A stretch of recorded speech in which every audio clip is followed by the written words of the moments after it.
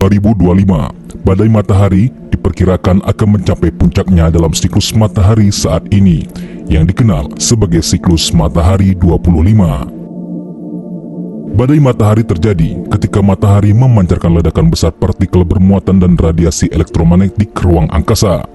Ledakan ini yang disebut dengan coronal mass injection dapat mempengaruhi bumi jika mengarah ke planet kita. Siklus matahari 25 yang dimulai pada Desember 2019 diperkirakan akan mencapai puncaknya pada tahun 2025 mendatang. Aktivitas matahari akan meningkat dengan jumlah dan intensitas badai matahari yang lebih besar. Ini bisa membawa resiko signifikan bagi infrastruktur modern, terutama yang bergantung pada elektronik dan komunikasi satelit. Badai matahari dapat menyebabkan gangguan pada jaringan listrik, sistem komunikasi satelit, dan jaringan internet global. Misalnya, badai matahari besar seperti peristiwa Carrington pada tahun 1859 menyebabkan gangguan besar pada sistem telegraf di Eropa dan Amerika Utara. Jika badai serupa terjadi hari ini, dampaknya bisa jauh lebih luas, berpotensi menyebabkan pemadaman listrik yang meluas dan kerusakan pada satelit serta infrastruktur internet.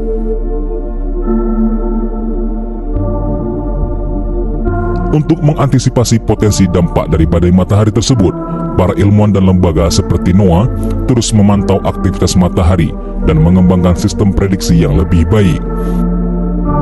Misi seperti Parker Solar Probe milik NASA bertujuan untuk meningkatkan pemahaman kita tentang mekanisme matahari dan membantu memprediksi kejadian badai matahari dengan lebih akurat, memberikan peringatan dini untuk mengurangi dampak negatifnya.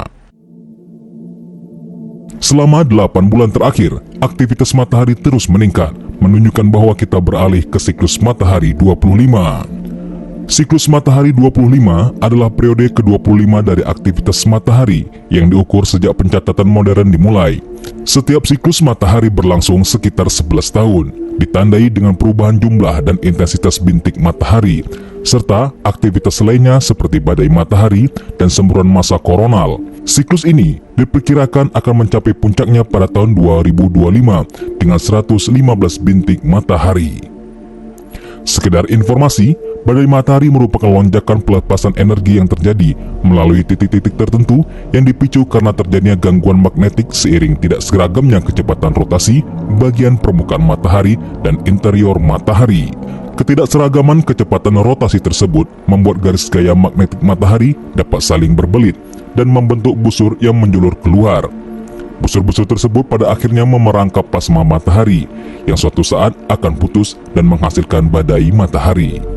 Beruntungnya, fenomena badai matahari di Indonesia tidak sebesar daerah yang berada di lintang tinggi seperti di sekitaran kutub bumi. Hal ini dikarenakan letak Indonesia yang berada di jalur khatulistiwa. Meski demikian, tidak berarti Indonesia bebas dari dampak badai matahari. Cuaca antariksa akan banyak berdampak pada gangguan sinyal radio frekuensi tinggi dan navigasi berbasis satelit. Karena semakin tingginya ketergantungan masyarakat di Indonesia terhadap teknologi satelit dan jaringan ekonomi global, maka gangguan pada satelit dan jaringan kelistrikan di wilayah lintang tinggi seperti kutub akibat cuaca antariksa tentunya juga dapat berpengaruh terhadap kehidupan manusia di Indonesia secara tidak langsung. Bayangkan jika internet mati di seluruh dunia, dampaknya akan sangat luas dan mempengaruhi hampir setiap aspek kehidupan modern. Bayangkan jika seluruh komunikasi individu dan bisnis terputus, transaksi keuangan dan e-commerce juga terhenti, sistem manajemen lalu lintas, udara, kereta api, dan logistik yang bergantung pada internet akan mengalami gangguan besar. Jaringan listrik dan distribusi energi yang menggunakan sistem kendali berbasis internet bisa mengalami gangguan. Kesehatan, keamanan, dan jaringan media sosial juga berhenti beroperasi ketika badai matahari benar-benar terjadi dan mengganggu jaringan internet.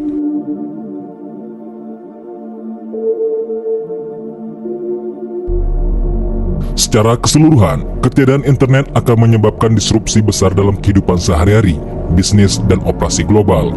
Kembali ke metode komunikasi dan operasi non-digital mungkin diperlukan, tetapi ini akan memakan waktu dan sumber daya yang sangat besar. Ilmuwan memperkirakan ketika nanti matahari melampaui usia 10 miliar tahun, maka matahari akan menjadi bintang berwarna merah dan ukurannya juga membengkak. Bahkan, cahayanya akan lebih terang 2000 kali dibandingkan sekarang. Anehnya, matahari justru akan menjadi lebih dingin atau tidak panas. Ini sesuai yang disampaikan dalam Al-Quran, bahwa sampai pada waktu tertentu, matahari akan berakhir, redup atau padam. Selain itu, dalam ilmu sains juga menjelaskan bahwa benda-benda di alam semesta terbentuk akibat terjadinya peristiwa Big Bang atau ledakan besar. Pada masanya, maka benda-benda ini juga akan hancur karena terjadi ledakan besar akibat kekuatan energi yang melampaui batas. Matahari disebutkan sebanyak 32 kali dalam Al-Quran. Salah satunya dalam surah Al-An'am ayat 96 mengenai matahari sebagai perhitungan. Dia menyingsingkan pagi dan menjadikan malam untuk beristirahat, dan menjadikan matahari dan bulan untuk perhitungan. Itulah ketentuan Allah yang Maha Perkasa, Maha Mengetahui. Badai matahari yang mungkin terjadi bisa menjadi salah satu pertanda akan kebesaran Allah Subhanahu wa Ta'ala. Hanya Allah yang Maha berkehendak dan dapat memerintahkan matahari dan bulan sesuai dengan kehendaknya. Allah Subhanahu wa Ta'ala berfirman dalam surah Al-A'raf ayat 54. Ingatlah, menciptakan dan memerintah hanyalah hak Allah, Maha Suci Allah, Tuhan semesta alam.